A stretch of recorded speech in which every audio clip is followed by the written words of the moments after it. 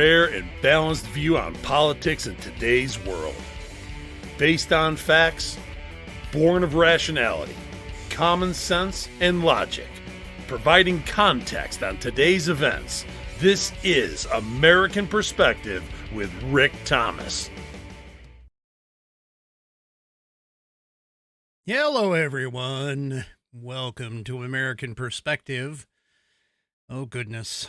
There are times where things are really, really loud and times when they are not. All right. How is the audio portion of the program now? Is everything coming in clear? It should, I hope, because I spent a lot of time dealing with the issues and hopefully getting rid of them.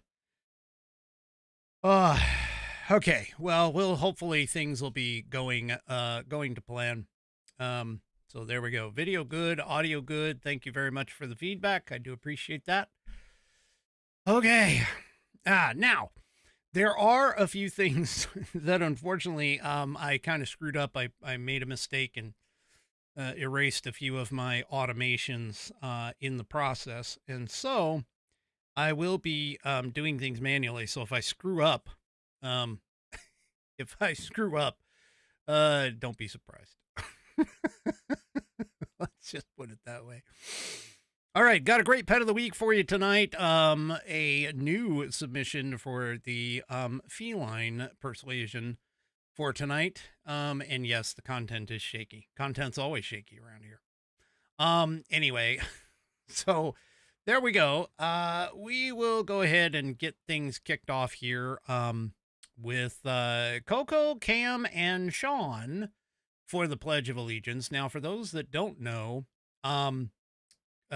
Coco, or not Coco, but Sean is he is normally a nonverbal autistic gentleman. And so he gets really excited with this. And so because of that, you will hear him start speaking in the beginning, and then you'll hear him at the end. And when he gets in the middle, it's okay. We're all good. All right. We're all good. You'll understand what I mean when I get there. All right. So if you are of mine, please stand, remove your hat if you're wearing one like me, and place your hand over your heart.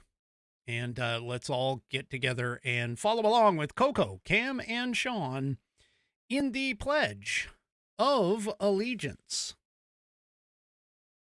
I pledge allegiance to the flag of the United States of America and to the republic for which it stands, one nation, under God, indivisible, with liberty and justice for all. There you go. And I appreciate that entry. It's one of my favorites. I appreciate that entry for the Pledge of Allegiance. If you would like to hear your version of the pledge played here on the program, all you need to do is record yourself reciting the pledge, and then, of course, take that audio or video file, whatever kind of file it created, and attach it to an email ad and send it to me. Send it to fans, F-A-N-S, at AmericanPerspective.online.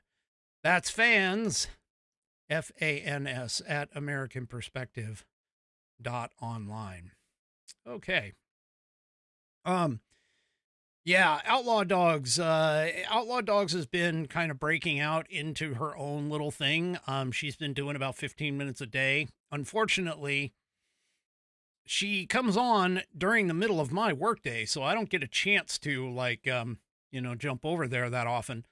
But you can go and check hers out. It is the Outlaw Dogs in the Doghouse, I think, or Outlaw Dogs Live on Rumble. You can check that out. And she, like I said, she's just starting in this space. So give her a chance. Anyway, all right, let's get tonight's promotion going. Tonight's promotion is TGRN, True Grit Roots Network. And of course, that's because, and I forgot to say this, but, Yeah, I'm all out of order. TGRN.net is where you can go to find our place on the web. And you'll see on the main page, in fact, let me go and show you that. On the main page here, you'll see a big announcement, which is that the Dallas Moore Outlaw Radio channel debuts on April 7th. That's right. You could read the press release by clicking that link. And also, too, don't forget, you can go to Facebook, Instagram, and X. All three of those images have a link to them, where you can get linked up and connect with Dallas Moore Outlaw Radio on all of the socials that are listed there. You can go and check it out. There's updates, status updates, things like that on the progress of the channel and how we're doing. But we're working really hard behind the scenes to get the channel set up for our debut on April 7th. Also, too, we will be having, hold on, Music Man. I'm a little out of order, but hold on. Also, too, we will be having launch parties at the Dallas Moore concerts that are April 9th in New Braunfels, Texas at Green Hall. That's Grune Hall. And also, too, on April 13th, that's a Sunday, at Lukenbach, Texas. Yes, the Lukenbach, Texas of song fame. And I will be present, and planning on, I should say, being present at both of them. Okay? So yeah, there you go. The April 9th and April 13th are our launch parties for that. And you should, if you can, you should come out and join us, join the TGRN crew and myself there at the Dallas Moore concerts. Again, April 9th at New Braunfels, Texas at Green Hall, Grune. Okay. And also don't forget on the 13th at Lukenbach, Texas for both of those. So you can go and check it out there. TGRN.net is where you can go to find out all the information and also to listen to not only when Dallas Moore Outlaw Radio gets up and running, but as well as our current channel, which is Walter Trout Blues Rock Radio, currently live. Yeah, so there you go. And I'm all messed up. I totally messed up that spot, but whatever. It is what it is. Okay, so there you go. All right, let's move back over to here. And of course, today is down to business.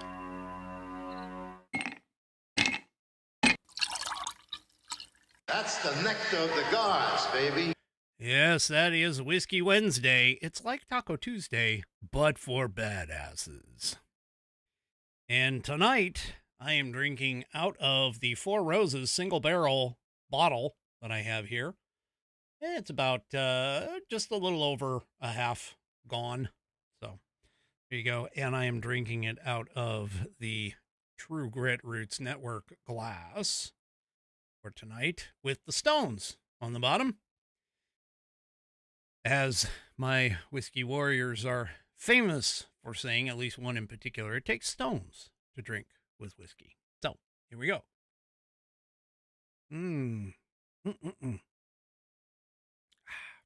Oh, that's some good stuff. Let me go in more. Yeah, there we go. All right. Let's go ahead and get things kicked off here. There I am. So, not that this should be any kind of surprise to anybody, But the administration, the past administration, was looking for evidence, and I'm not exactly sure what evidence it was looking for.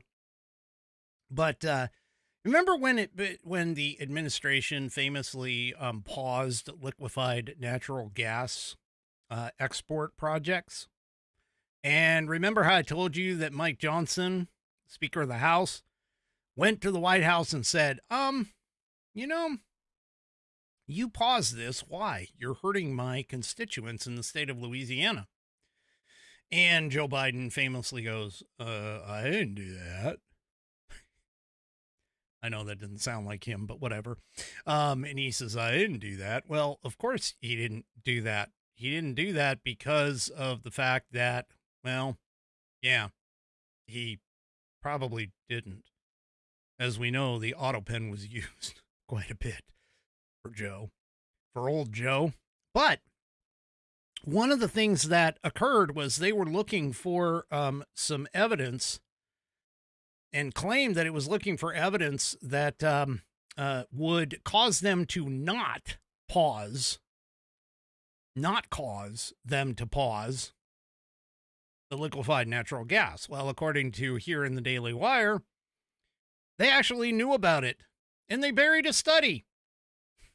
They buried a final draft of a study that determined, or that undermined, I should say, the reasoning behind its pause on approvals for liquefied natural gas export projects. Yeah. 4 sources within Donald Trump's Department of Energy told the Daily Caller News Foundation that the Biden administration's DOE finalized the draft of a study in September of 2023 that found that global emissions would see a reduction if, and here's the key, the U.S. increased, not decreased, increased its liquefied natural gas exports. So the Biden administration conveniently forgot about that. Well, took it and said, yeah, we're done, and buried it.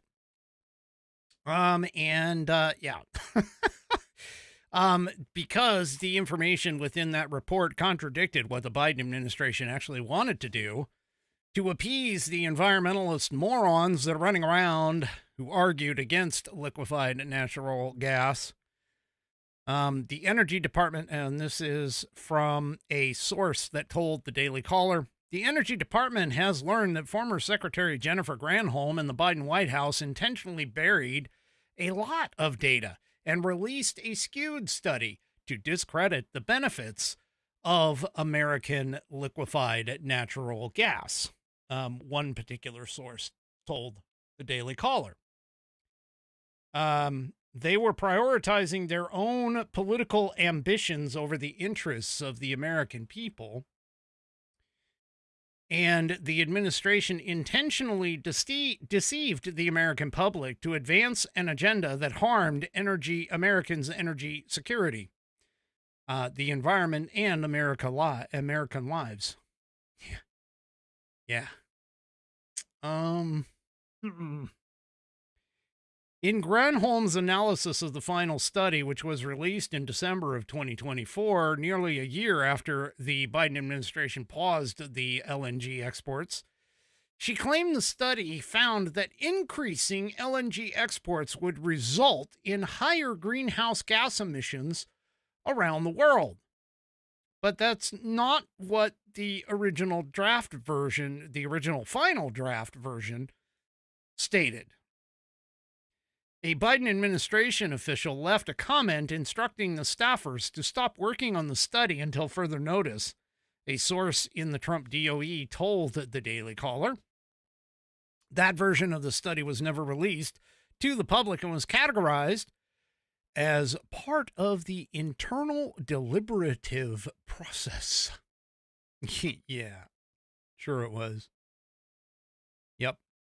So apparently also, too, that the caller found that after that numerous pages from the September 2023 draft were actually deleted. How dishonest is this past administration and potentially the administration prior to the prior administration? For those of you that didn't follow that, I was talking about the Obama administration and then the Biden administration following. How deceitful do you think that these two admins could be? Yeah. So the Daily Caller reported that Trump DOE sources told them that while the September 2023 and the December 2024 versions of the paper bear the same name, the final version that was released to the public did not include a specific type of analysis of LNG exports known as the consideration of market effects.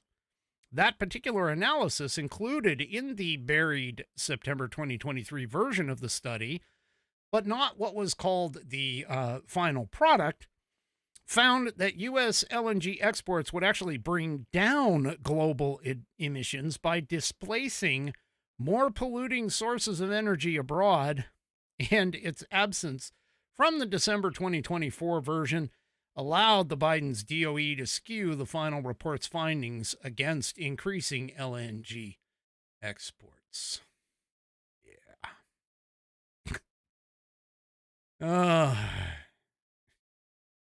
How many more things are we going to have to find about this administration that is done what it's doing? I mean, seriously.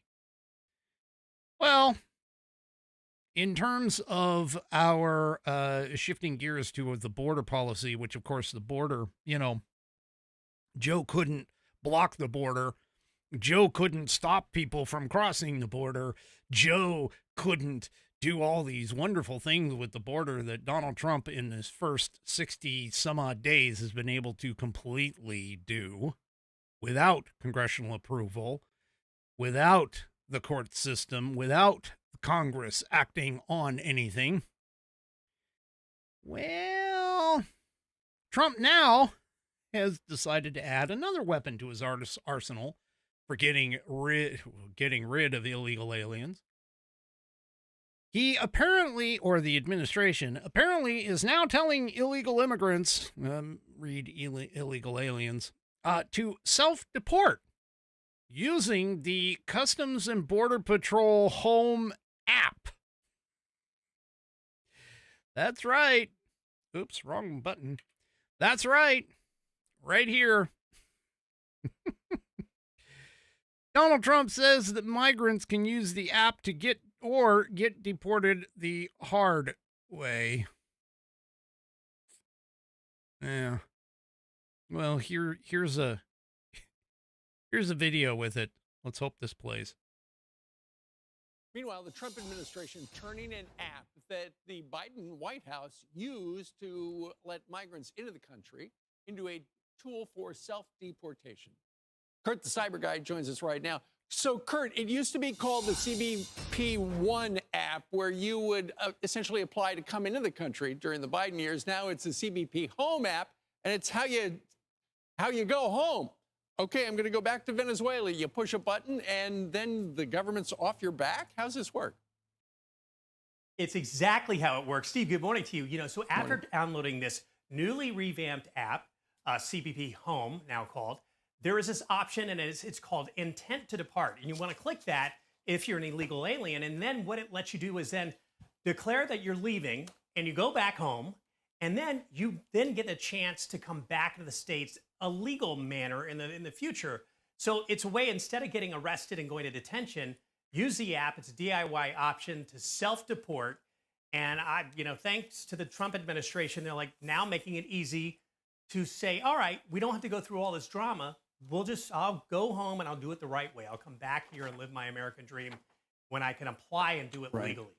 Right, because if you don't do it this way, they'll never, according to what I've read, they won't let you in the country eventually when you apply for passage. So if you want to get into the country, get status, do that, they say. Meanwhile, I'm sure you, Kurt, saw Elon Musk on with Larry Kudlow last night.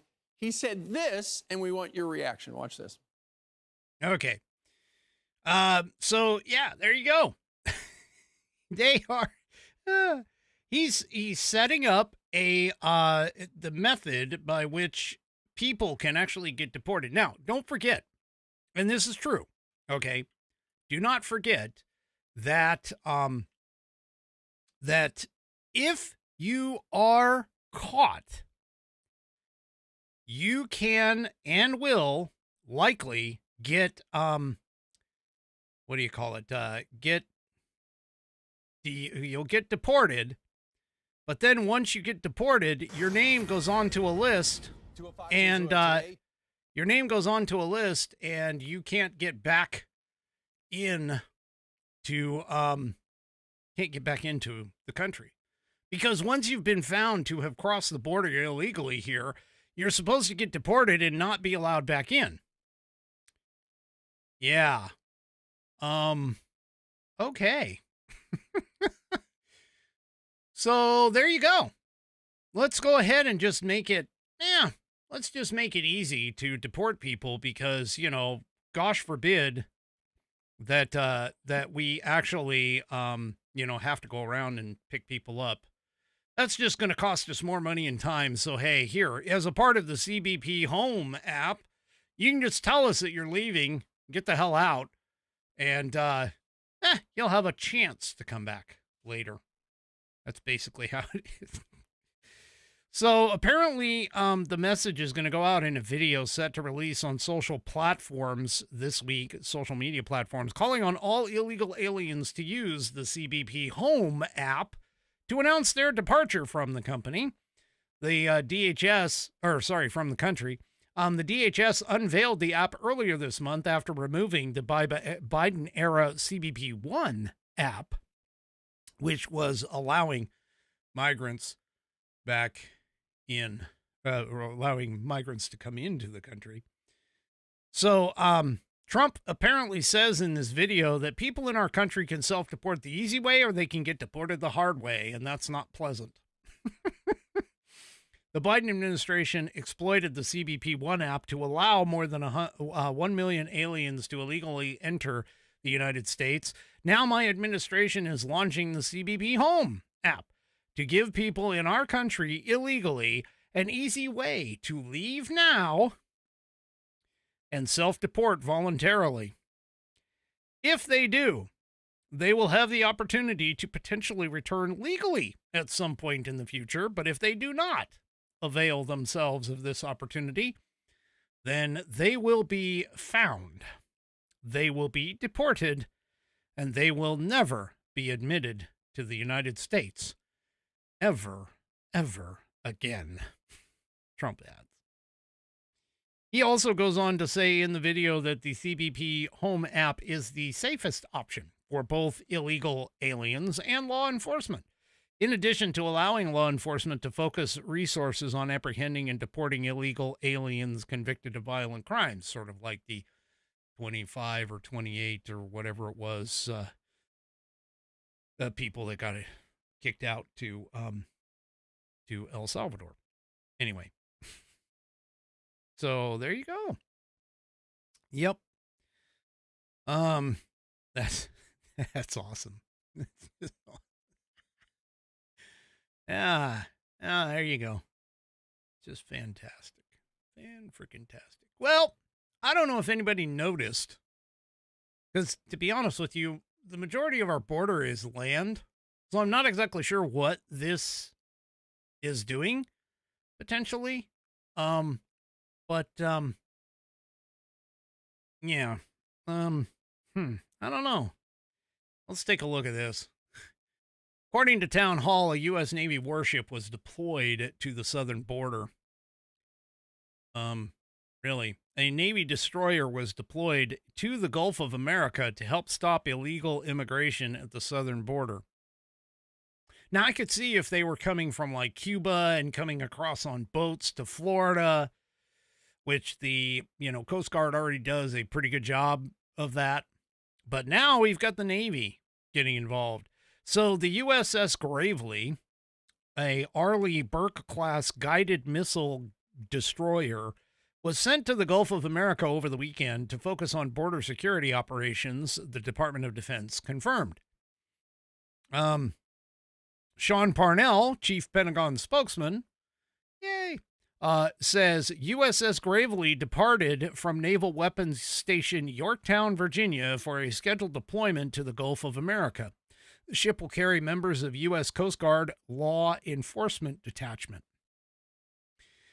Now remember, the Navy itself can't really do the same job as the U.S. Coast Guard when it comes to this stuff. So, yeah. Anyway, Parnell said, it's not only vital for the United States to have control of our border via land, it's equally important to control our territorial waters. And this deployment directly supports U.S. Northern Command's mission to protect our sovereignty. Yep. So here's a picture of the Gravely. Oh, boy. Let's see if this is actually working. I didn't check that. Yep, there it is. So there's the picture of the Gravely. Gravely. Gravely. Actually spelling it right in the CC. In the closed captioning. Anyway. So there you go. So the USS Gravely will go down to the Gulf of America and surrounding areas and be involved in the interdiction mission of many of the drugs that are coming in. Air Force Lieutenant General Alexis Grankiewicz. Yeah, I think that's how it's pronounced. Anyway, the Joint Staff Director for Operations, as he was explaining what its purpose is, he added that the ship will be partnered very closely with the U.S. Coast Guard's drug interdiction mission. So, yeah. So there you go. According to Fox News, the USS Gravely was previously deployed to the Red Sea to intercept missiles from the Houthis. I got a little something on that here in a minute. That were fired at commercial vessels. Northcom's top officer, General Gregory M. Goulet, or Goulet. No, I don't know. Anyway, this is an important step in the whole of government efforts to seal the southern border and maintain U.S. sovereignty and territorial integrity, he said in a press release from the Pentagon. Well, we have the military, the Navy, we have the Army going to the southern border. We have the Navy going to our southern sea, the Gulf of America. Yep, there you go. All right. Oh, they're doing things quite well. Anyway. All right. Let's get to the meat of the matter for tonight. So I don't know if anybody remembers this. I mean, most people may have forgotten. Some people might be thinking, all of this is over. The guy's in jail. There's nothing else going on with it, so on and so forth. And there are those of you who are out there who may disagree with my viewpoint on this particular issue. But when George Floyd and the George Floyd riots, which kind of were the catalyst that triggered all, or a lot, I should say, of the, a lot of the woke ideology coming to the forefront, I think a lot of people, they started off thinking that maybe, just maybe, Derek Chauvin might have done something that probably wasn't the best. But then after new evidence keep coming out, and especially the trial, where the trial and the juries were, handpicked, he wasn't allowed, Derek Chauvin's defense team wasn't allowed to, say, change venues, which would have benefited him. Derek Chauvin's lawyers weren't allowed to use certain things like the autopsy report. Derek Chauvin had a lot of things. I mean, basically, just to boil all of this down, many of us, including myself, feel as though Derek Chauvin was the patsy who was thrown under the bus for essentially the grave sin of being the individual who happened to be the arresting officer that particular day when the criminal, George Floyd, was taken into custody and unfortunately passed of his own volition. And yes, I do say of his own volition, because there is clear evidence, and I'll get to that in just a few minutes, but there's clear evidence that demonstrated that Derek Chauvin did everything right.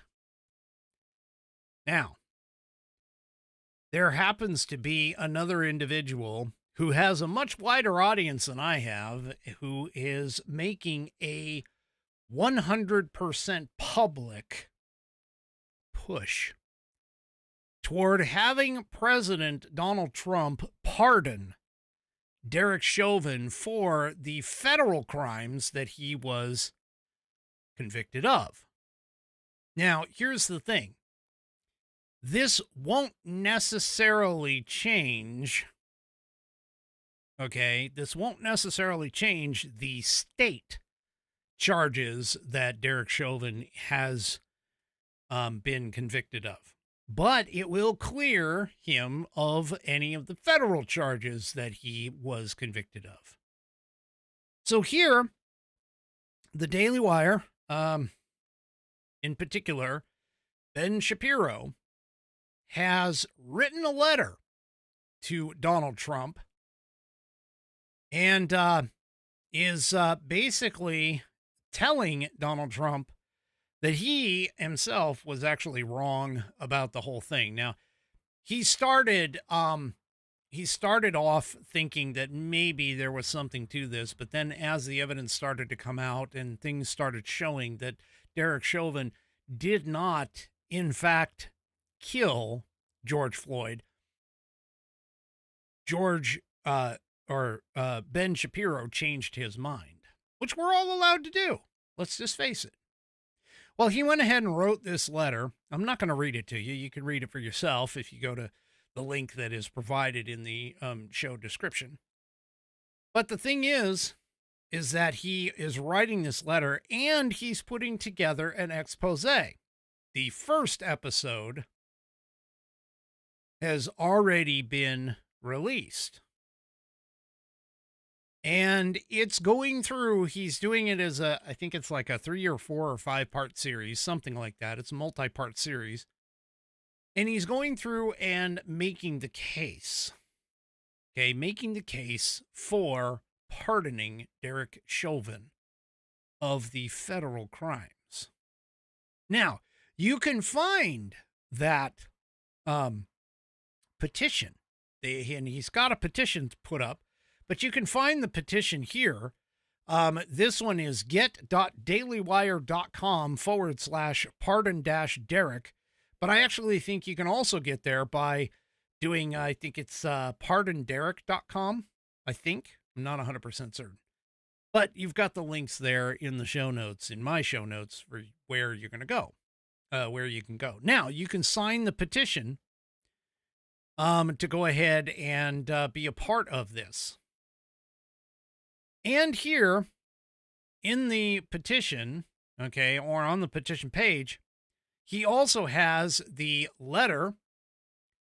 He also has the first post about his, about the 5 or 6 part series, whatever it is. And further down here, as I've already slid up enough for you to see, he's presenting episode 1's evidence here. So the evidence that he talks about, he has put together, Daily Wire has put together and dropped it on this page. So you can go through and take a look at all of the evidence that they have acquired for this. You know, in this particular case, the first episode, just to give you a bit of a preview, it goes through some of the background of Chauvin's military experience, Chauvin's history as a police officer, which, by the way, is really not all that bad. It's not like Chauvin was a bad apple. Yes, he did have a complaint or two, okay, which happens at times. However, this information does show is that Derek Chauvin was not the bad guy that the mainstream media painted him to be in the entire situation. It also goes through and shows a little bit of George Floyd's history, his criminal history, his arrest for aggravated robbery, his Texas trial history, meaning how many times he got in trouble in Texas, his plea bargain for the sentencing in Texas, his sentencing for criminal trespass. He got another plea bargain in Texas. So what Ben Shapiro is doing here is he is casting the differential and the dichotomy between a decorated police officer and an essential lifelong criminal. And he is going through all of this. I can almost guarantee you he will get to the autopsy report, which demonstrated, by the way, that there was no damage to his neck, to George Floyd's neck, like the prosecution and the MSM, the mainstream media, claim. That there was no evidence of a physical choke, and that realistically, the man had enough fentanyl in his system to knock over an elephant. And that is the reason why he died, not the hold, the approved Minnesota police officer hold, okay, that Chauvin applied within departmental policy for the entire situation. Now, for anybody that's interested in that, I would suggest that you check out the Daily Wire to go and take a look at this. But again, like I said, go to get.dailywire.com/pardon-Derek, and you should run right into the petition page, and you can sign the petition and join tens of thousands of people who have already signed the petition. So yeah, his tens of thousands of people who have already signed it. It's has amassed approximately 50,000 signatures so far. And of course, the Daily Wire is also putting together all of those videos, and you can go and check them out too. All right, let's move on to a little bit of international news. Okay. So I don't know if anybody noticed, but Donald Trump posted on social media where he was talking about the Houthis, and that the Houthis being backed by Iran, he went ahead and Trump went ahead and sent a veiled warning to Iran to get the Houthis to quit, to stop attacking ships within the Red Sea. Well, Iran, of course, hasn't really responded to it, but the Houthis on yesterday, claimed their third attack on an American warship in 48 hours. There's also been strikes, U.S. strikes, on the Iran-backed rebels, the Houthis. And by the way, I don't know if anybody saw the picture, but Donald Trump came in off of a golf tournament to stand with the headset on, and there's a photo of him with the headset on after winning the golf tournament to watch live the attacks on the Houthis. So, yeah. Anyway, so the Houthis are going to be waking up, I think, to a lot more of action from the United States. Now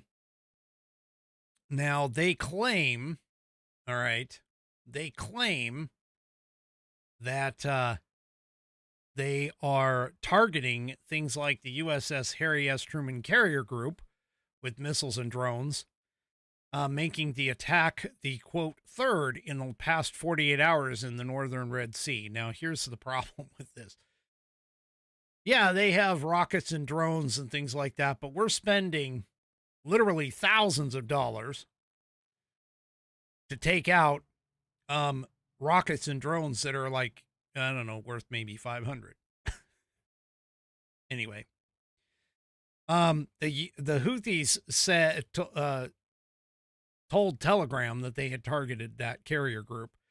A U.S. defense official said that the Houthis, quote, continue to communicate lies and disinformation, adding that the Iranian-backed group is well known for false claims, minimizing the result of our attacks while exaggerating the successes of theirs.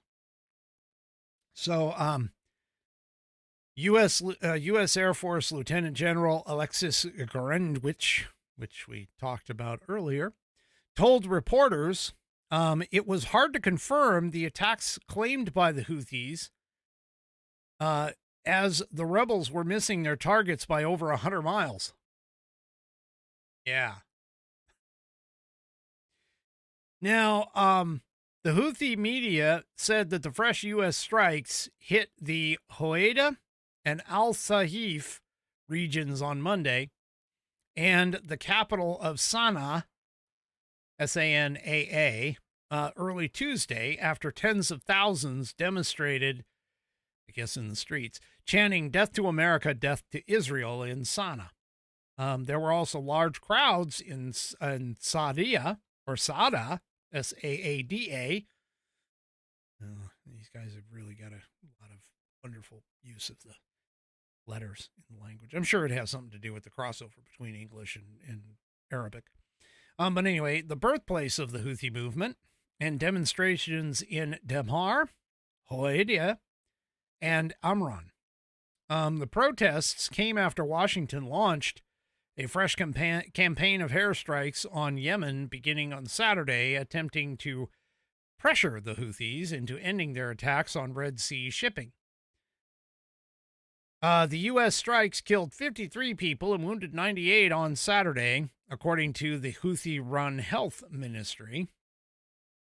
Washington, of course, has vowed to keep hitting Yemen until the Houthis stop attacking the shipping, with President Donald Trump warning that he will hold Iran accountable for any further attacks carried out by the Tehran-backed group.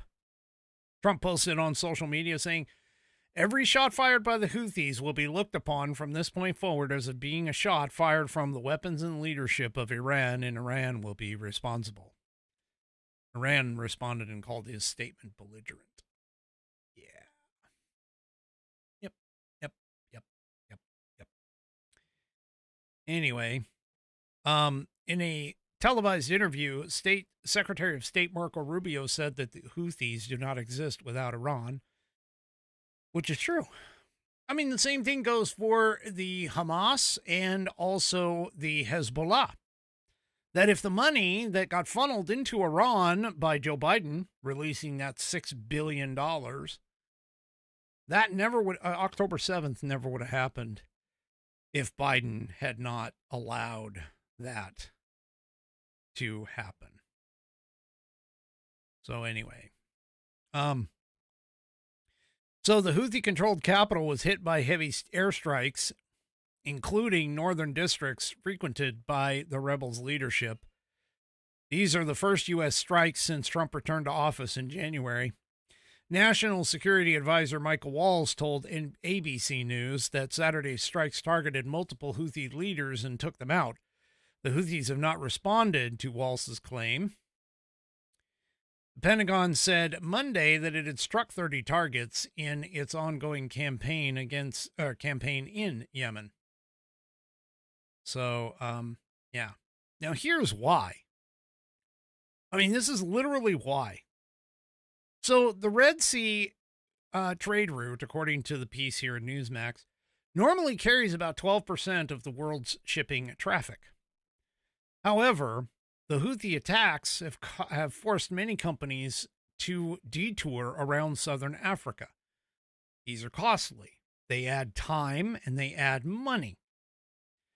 A database that was set up by ACLED, which is a nonprofit monitor, showed that more than 130 Houthi attacks against warships, commercial vessels, and Israeli and other targets have occurred since October 19th of 2023. And again, the whole point of this is to avoid. Now, I think I talked about this before, if I recall correctly. It was an additional 44 days of sea travel. I think it was bidirectionally to take the trip around the Horn of Africa rather than attempt to go through the Red Sea. That Red Sea and the Suez Canal, which is basically what the Houthis are attempting to block, by the way. So, anyway, well, the U.S. Navy is now beginning what's being called sustained combat operations against the Houthi forces. This, in naval news, the U.S. Navy has entered sustained combat operations in the 5th Fleet area of operations after President Trump promised overwhelming lethal force against the Iranian-backed forces threatening the U.S. forces in the region. The campaign will involve multiple rounds of proactive strikes on various targets, not limited to the retaliatory strikes seen in past strikes on Houthi positions. U.S. Secretary of State Marco Rubio emphasized the start of an extended campaign in the Red Sea to dismantle the rebel group's ability to target ships at sea in a press release from the U.S. State Department. According to Rubio, the effort to dismantle Houthi anti-ship systems could include the direct targeting of Iranian assets, like the intelligence gathering ship known as the MV Beshad, used to provide accurate targeting information to shore-based Houthi missile batteries. Yeah. U.S. fighters that are being launched from the USS Harry Truman have struck dozens of targets across Houthi-controlled Yemen in the past 24 hours, ranging from command and control centers to transporter erector launchers, preparing to launch anti-ship ballistic missiles at the U.S. and allied surface assets. So, yeah. We're kind of going to the war. Shortly after, we're going to go to war with the Houthis. Shortly after this statement was posted, several U.S. Navy FA-18 Super Hornets from the USS Truman launched in support of the orders. The fighters carried out strikes on several Houthi positions in Yemen, targeting command and control centers again, missile launchers, and leadership sites. The attack was supported by guided missile destroyers firing RGM-109 Tomahawk land attack cruise missiles. So, there you go. And I see that my chat is going nuts. Let's see, can I get it to go? Nope, not here. There we go. There we go. At least some of it's working. Anyway. Yeah. Yep, we're going to war with the Houthis. We're going to war with the Houthis. Yeah, anyway. Well, we're not the only one that is starting to get back into the aggressive game. Israel apparently has had enough of Hamas dragging their feet. Let's just face it. Here in Town Hall, Israel bombards Hamas in a major surprise attack. Yep, I didn't think it was going to take too long for them to, yeah. Anyway, it appears that the ceasefire is now over. So, yeah, I think they're done. They're done. So Israel reportedly launched a major surprise attack against the terrorist group on Tuesday, threatening increasing military force after the hostage negotiations had halted. This development comes mid discussions about how the Gaza Strip will be administered after the war is over. The attack came in the form of airstrikes across the border, according to the AP. Israel launched new airstrikes against Hamas early on Tuesday, promising increasing military force after talks on further hostage releases stalled. Israel launched a wave of airstrikes across the Gaza Strip early Tuesday, saying it was hitting Hamas targets in its heaviest assault in the territory since the ceasefire took effect in January. At least 44 people were killed in the airstrikes, Gaza's health ministry said. Do not take that number with a grain of salt, okay? We don't know. Highly doubt it was that many. Anyway, Israeli Prime Minister Benjamin Netanyahu said that he had ordered the strikes because of a lack of progress in ongoing talks to extend the ceasefire and release hostages. Officials said the operation was open-ended and was expected to expand. So there you go.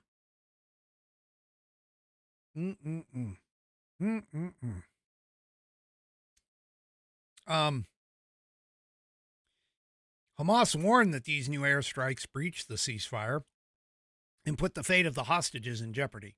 Give me a break. You guys, I mean, seriously, come on. Hamas, half the people that you said were hanging out, okay, and still alive were dead. And you didn't even give back the right body at one point. How can anybody believe what these people say? They can't. Can't. Anyway. White House Press Secretary Carolyn Leavitt told Fox News that the Trump administration and the White House were consulted by the Israelis on their attacks on Gaza tonight. She further stated that Hamas, the Houthis, Iran, all those who seek to terrorize not just Israel, but also the United States of America, will see a price to pay. Quote, all hell will break loose. Yeah. Hamas slammed the statement in Israel's unprovoked escalation and said it jeopardizes the Israeli hostages it still holds. Give me a break. The Hamas is not going to kill, well, who knows if they're going to kill the hostages or not, but they certainly aren't going to tell us. They certainly aren't going to tell us, if they did, because that's their bargaining chip. Come on, be real. Anytime you take somebody or something of value, you never, ever, ever tell the people that you had it that you either destroyed it or that you've killed the hostage, if it's a human hostage or whatever. I mean, come on. Really? Yeah. Yeah. Anyway, so looks like the Middle East is heating back up again, folks. Ahead of a lot of things. All right. Let's see. As if that wasn't bad enough, the Houthis in the Middle East, the Gaza thing. You also have the meeting with the Russians and Americans. And let's just say that the reports that are coming out from both of those different places, well, they're kind of disparagingly different.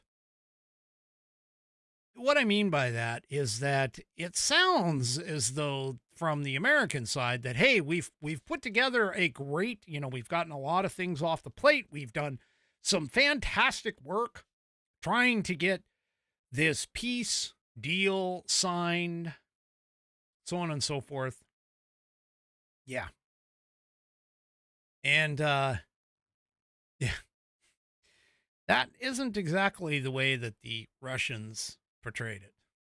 The Russians kind of portrayed it a little bit in terms of that, yeah, we're kind of sort of going to agree to this, but it's not really quite ready yet for us to go. Yeah.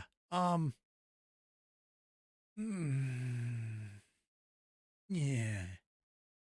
Anyway, we're going to have to take a look and kind of see, hopefully over time, we're going to find out, that, what's going to happen here. But yeah, the Russians are saying that it's going to take a while for things to get there. I don't think, I don't know. Who knows what the Russians are actually thinking, and who knows what they are actually going to ask for, push for, desire, or whatever. But the reality of it is that they are likely going to be saying, hey, we're just going to hang on to the land that we've already collected.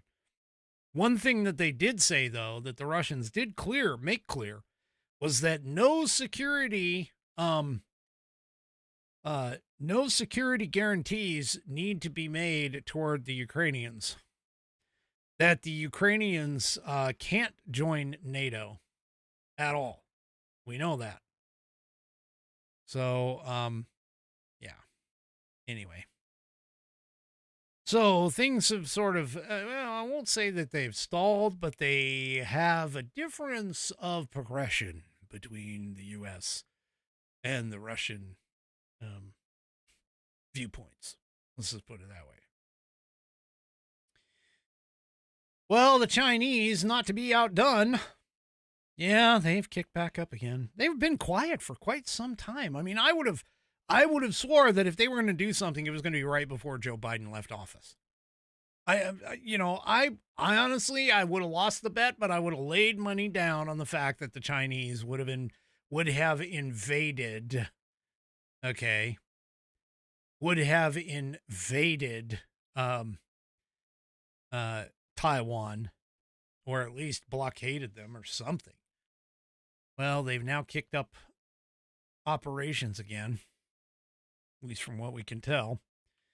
Here in American military news, 59 Chinese warplanes fly near Taiwan as a punishment for what they deem separatism. Yeah. So the Chinese military has apparently sent 59 warplanes conducting military exercises near Taiwan on Monday.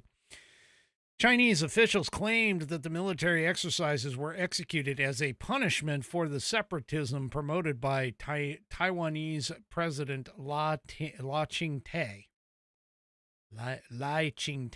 Yeah, there we go. In a Monday statement on X, the Ministry of National Defense of Taiwan said 59 PLA aircraft and 9 PLAN vessels, those are the Navy, by the way, operating around Taiwan were detected up until 6 a.m. 43 out of 59 sorties crossed the median line and entered Taiwan's northern, central, southwestern, and eastern ADIZ. 2 PRC balloons were also detected during this time frame. According to Reuters, the Ministry of National Defense of Taiwan confirmed that China's People's Liberation Army and People's Liberation Army Navy's operations on Monday were part of a quote, joint combat readiness patrols near Taiwan. The outlet noted that the Chinese warplanes included J-10 jets and drones that Taiwan dispatched naval and air forces to monitor those patrols. In a statement obtained by Reuters, a spokesperson for China's Taiwan Affairs Office claimed that if Lai's administration dares to provoke and play with fire, it will only bring about its own destruction. According to Reuters, while Taiwan often reports Chinese military activity similar to these exercises that were conducted on Monday, the Chinese government does not typically comment on military activity like it did on Monday.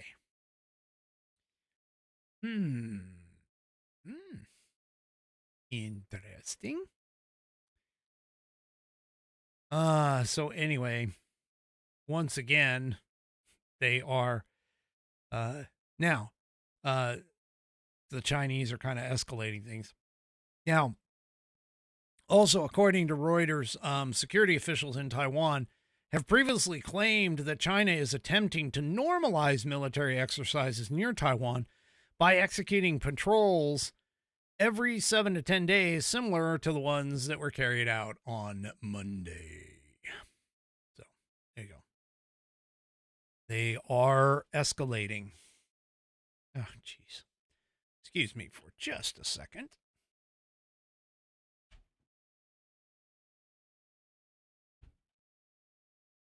The kitty must have wanted to leave the studio. Anyway. All right.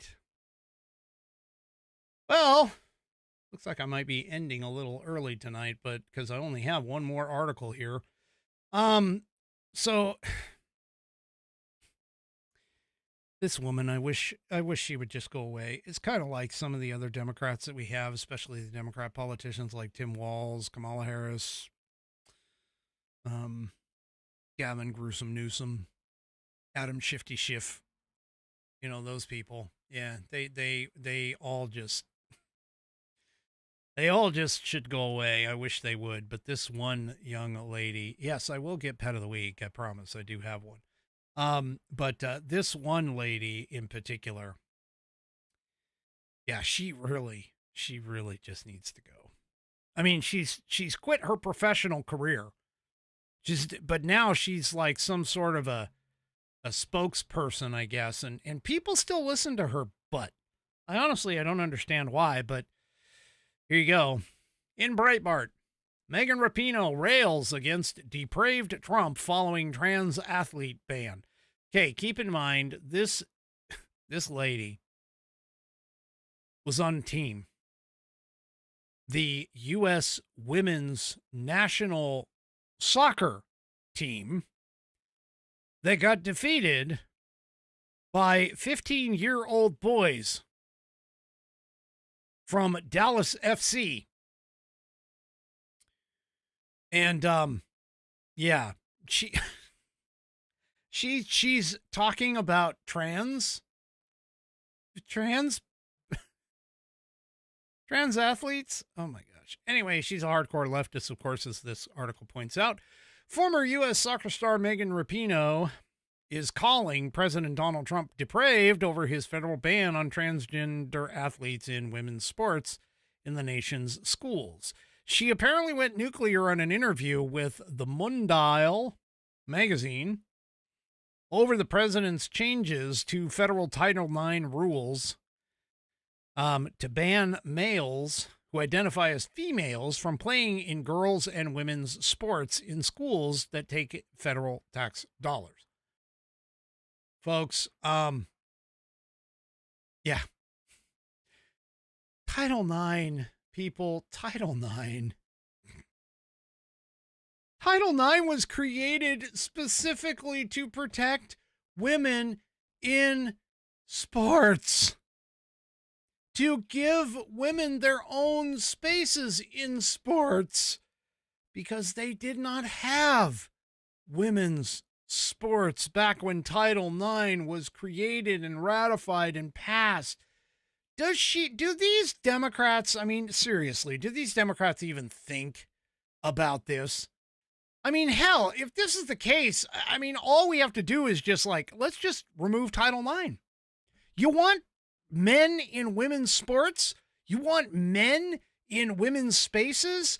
Just get rid of all of our societal norms and everything else. Let's just go ahead and just wipe it all out. Just clear it all off the board.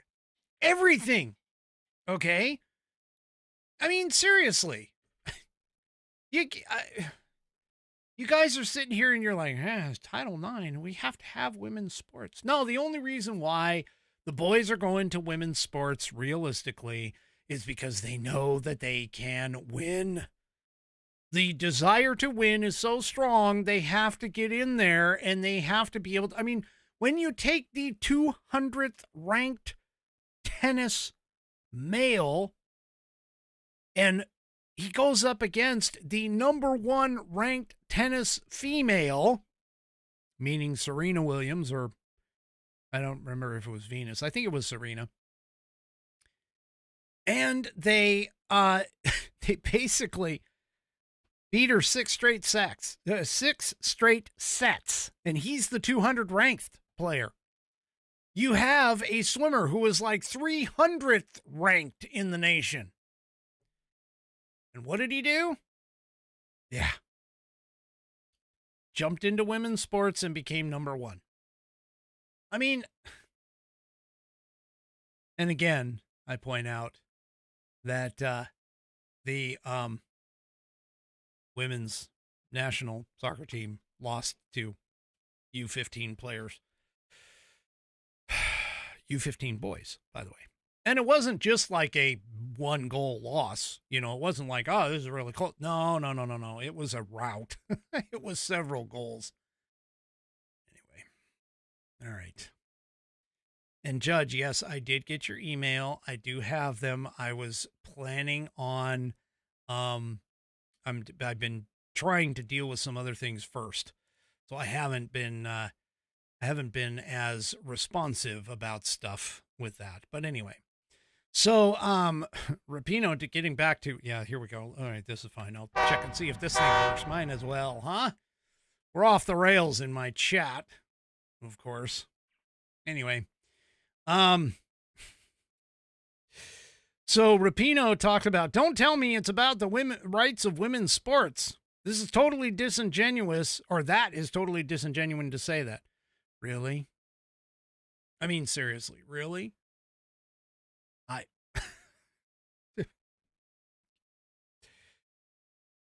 She says, I think it's just really cruel. You know, if you strip it all back, it's just kind of cruel and depraved. What's cruel and depraved, folks? What's cruel and depraved? I mean, really, what's cruel and depraved about wanting girls to have their own accomplishments? I mean, you want to talk about fighting the patriarchy. I can't believe there aren't these feminists, and I've said this before, I can't believe there aren't these feminists who are basically getting all uptight about this whole thing. But no. They went ahead and they're silent. You don't hear it. It's crickets. It's crickets. Anyway. Rapino went on to claim that women's sports are somehow under attack by Trump. The freaking... See, this is the gymnastics of the left. Totally. She exclaimed, we've gone through a very long period of 10 years, over 10 years, of really needing to fight just to get a baseline of like equal rights and non-discriminatory behavior. Really? Anyway. And when people stop just shitting on women's sports, it's her quote, not mine. I think that we are sort of at that moment, she exclaimed. Okay, no. Think about this. You know what? I would love to have Megan Rapinoe. She can pick pretty much whoever she wants for her team. Women for her team. And then we'll do like a Lady Ballers moment. If any, for those of you that don't know, Lady Ballers is a movie a comedy movie that was put out by the Daily Wire, where men who basically were over age, over 40 or whatever, and they created a basketball team and started playing in women's basketball. Okay. And yes, Judge, I actually did say that word. It was a quote. I followed. Anyway, I mean, seriously, it's like, I don't know. I'm arguing with people I'm attempting to argue with people that have no essentially intelligence, common sense, and logic or reason. Anyway, I'm done. Oh, these people, they just need to go away. All right, folks. Like I said, we're going to end a little early tonight, but before we do, we of course have a fantastic pet of the week. And let me make sure, let me see if this one will actually work as well. Here we go. All right. Pet of the week actually showed up. I like it. All right. Tonight's pet of the week. Tonight's pet of the week was submitted by none other than Ms. T of Texas. She was a little nervous about sending these over to me. Because, yeah, anyway. Sorry, my chat's just gone. I gotta do another one. Do another one. Anyway. All right, let's move on. Let's get on to the pet of the week. Okay. So, the pet of the week was put together, or sent in by Ms. T of Texas. I'm sorry, Ms. T, I'm like stomping all over your wonderful pets here. But anyway, here's what she writes. She said, "We really didn't need another addition to the kitty crew. But this little guy showed up one day and hung around. So we need to meet. We need to meet.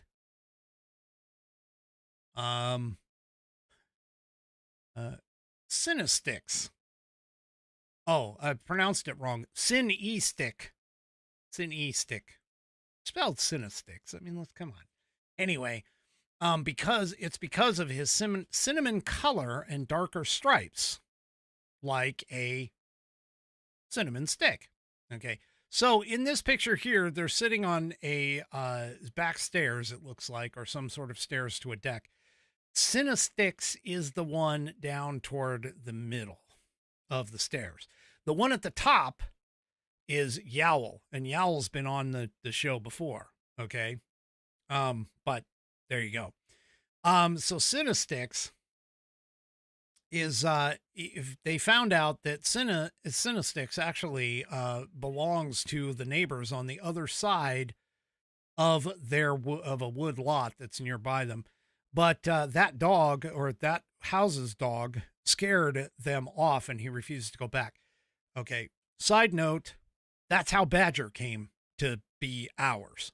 Our neighbor had a dog that, even though Badger and the dog, lived in the same house, the dog didn't like Badger and chased him off to where he came and joined us. So I totally can sympathize 100% with how Cinestics came to you. Okay.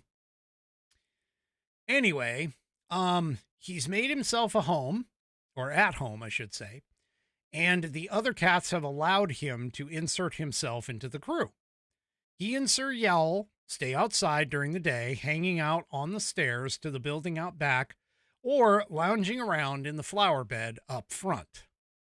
And so this is Sir Yowl and Cinestics hanging out together. And here is Cinestics, no,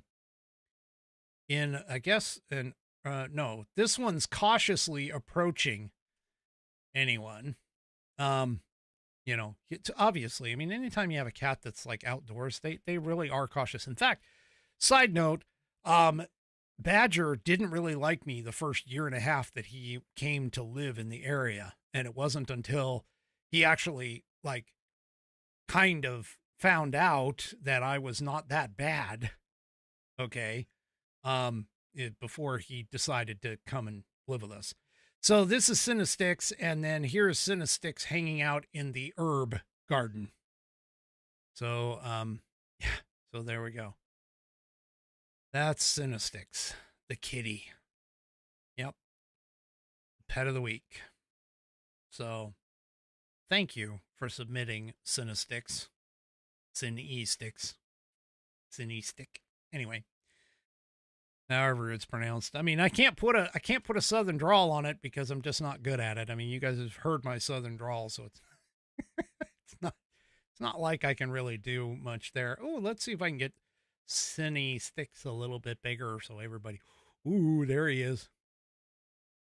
Boy, he almost blends in with the dirt there. Oh Lord, Bonnie. Okay, I'm not going there with that one. Oh, all right. I got to get the rest of my automations fixed and everything else, so we're going to end it there. I do appreciate you sending it up, sending Cinestics in. I do appreciate that. Cute kitty. So anyway, if you would like to see your pet shown here on the program on Wednesday nights for Pet of the Week, the easiest way for you to do that, of course, is you can send me a photo, some information, maybe even get a little, maybe allow me with a little bit of poetic license or something too, if you don't have a very cool story to tell about your animal. But go ahead and send them in to me. You can send it to fans, FANS, at AmericanPerspective.online. That's fans, FANS, at AmericanPerspective.online. And, of course, I will put them into the rotation. I'm always looking for pets for Pet of the Week. You guys have to. You got to send them in. Also, don't forget to send in your pledges in to that same address. All right, folks, do me a favor. If you haven't already, head on over to rumble.com.